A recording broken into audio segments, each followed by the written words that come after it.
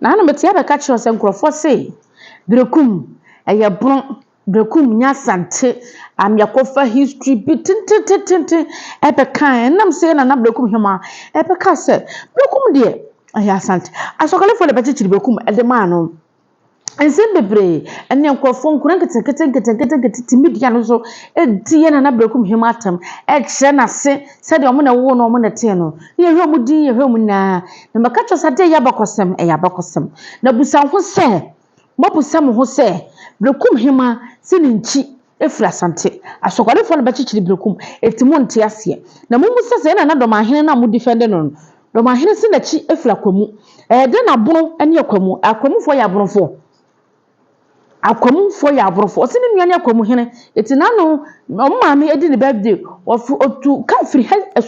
abromam ha ekwa akwamu ekodi ne maame birthday fefefe ema no eho no obi busese eho no osini nchi ne ho eno obi adawte no ana obi abusa ne se den na wo so ya bunu ni mu ya brofo den akwamu nkopi ho akwamu den akwamu ye wunu aba anasa akwamu eye obusuani akwamu hima ye wo maame enu de mu musai na brekum hima be kase onu ni nchi firi asante na bono asokore fo na betechire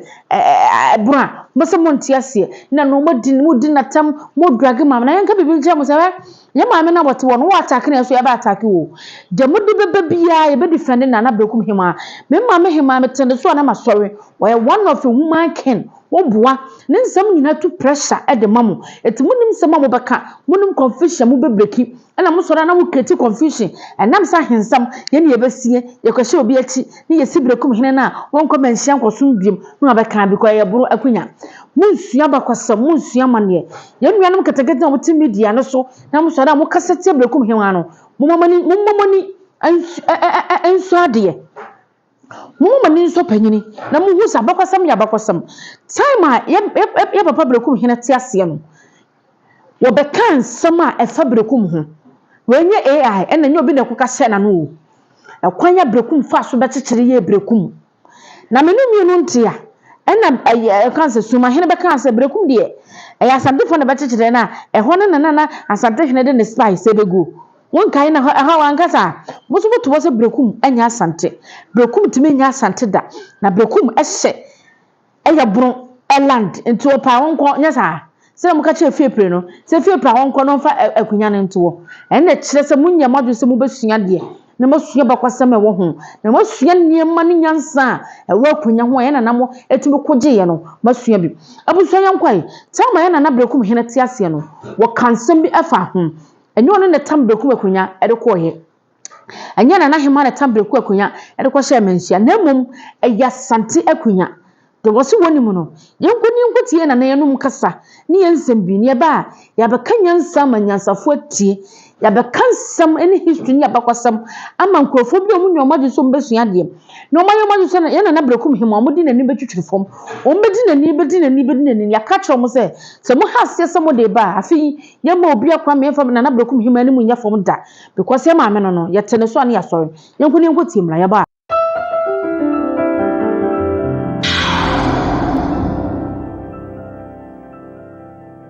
me dasebre Dr. Amankwradi Awuo a tosmienu be na me brekum mine na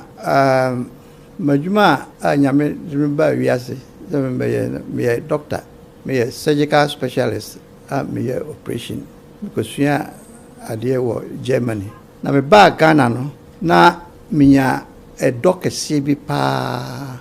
eni buo de ma otumfo osetutu the second Sabre no na wabetena akonwa so a obia frɛ no King Solomon na mehwehwɛ mu na no mehu sɛ nokore ni ɛsɛ yɛ frɛ no King Solomon efi sɛ nyansa a nyame de ma King Solomon no bi sɛ owobi a enam ni nyansa na ho brase ɛdɔ a ɔwɔ ma nipa ne na kokɔ oduro ɔde aboa ɛyɛ ahenie wɔ Ghana na saa time no miso obedi ade no na ahensam bi wo manhia anso obedi ade no anche na saa ahensam matiu ni maka ona ewo na a ema manhia enju no otimi siesie ni nyina bisa enam sans na omoto no se ona ɔyɛ King Solomon na ankyɛ biara na me nso so yɛde me si akonnwa so wɔ Brekum na bra yɛde me si akonnwa so no anyɛ bɔkɔɔ ɛkɔfa nsɛmsɛm pii bae Brekum akonnwa no ɛfiri Asante Asokore mmerɛ bi a Opokuwara the first na ɔpɛ sɛ ɔtrɛ santeman mu nti ɔkɔko wɔ mmea pii na ɔne dɔma ne Germanfoɔ kɔkoe na odi wɔn so nkunim no na wɔn san aba no na ogya asogyafoɔ bi wɔ baabi a asese Brekum wei sɛ wɔn ntena hɔ na sɛ dɔmafoɔ ne anaasɛ Germanfoɔ wɔn sɔre sɛ wɔn ne asantefoɔ ɛbɛko a na kyerɛ sɛ wɔn asɔ animu na afei wɔn ato nkra na yɛde nipa bɛka wɔn ho nti akyire no na ɔyɛ n'adwene sɛ ɛsɛ sɛ ɔkyekyere kuro wɔ baabi a asogyafoɔ no wɔ no na nti ɔkɔhu Asante Asokore manhene sɛ ɔmma ne nipa na ɔmfa nkɔkyekyere kuro wɔ baabi a asogyafoɔ no wɔ no nti nipa a oyi wɔn kɔɛ no ebi ne Amankonadi awuo a odi kan no na ebi ne nipa pii ka no ho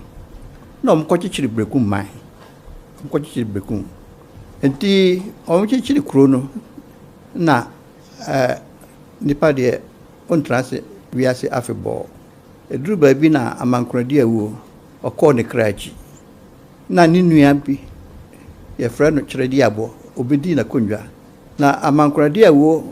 bɛtena konnwa so no ne nua baa ne yɛfrɛ no Amea ɔno na ɔyɛ ɔhema Amankonadi awuo wuiɛ na ɔno deɛ ɔte ase nti Kyerɛdi Abɔ bɛdi akonnwa no na ɔno ana yɛ ɔhema ankyɛ na Kyerɛdi Abɔ no so ɔkaa baabi na ɛkaa Amea nana ɔmpɛ sɛ saa time no na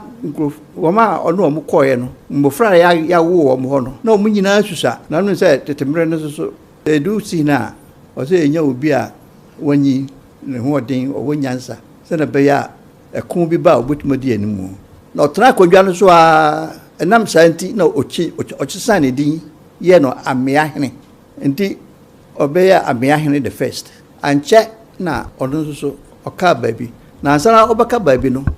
ɔde akonnwa no ma Amankonadi awuo ne ba ɛfrɛ no Kwakudi awuo na ɔka kyerɛ ne sɛ ɛyɛ Amankonadi awuo abusua no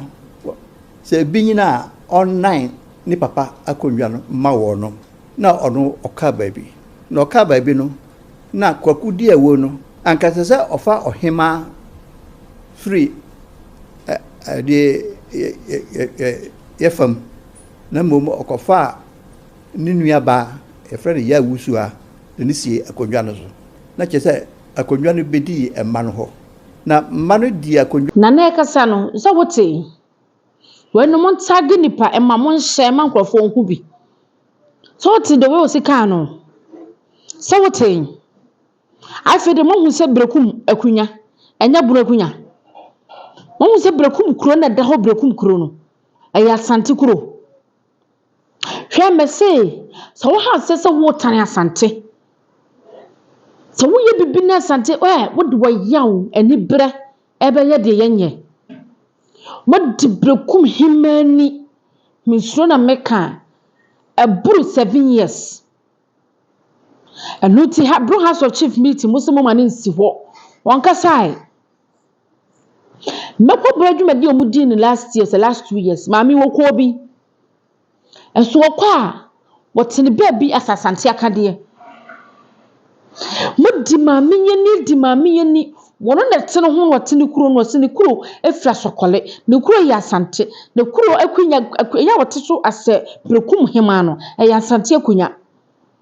Musimunti bida hey left or right atemdidie ensem se bebre ni ebusa wo se Brekum eye wo dia de na Brekum ye wo dia Kwame Nkrumah bae no wo hu se dabi ekuro de ye chichemu a no mo bia nya mpuntuo ni bi wo bia nya bi ne license betwe ne ha we su benya bi we ne betwe ne ha we su benya bi ensu a na we su anya bi light ya we su anya bi school day ya na we su anya kakra etin mi chichem aburo edokra na ya buro half region Asante region upper east upper west northern and wo chichemu and wo ye ne kama se ne be ya obiya benya puntuo kakra se ne aban bia ba ye cha be so obiya so and wo ye ne sa no ama ye ne se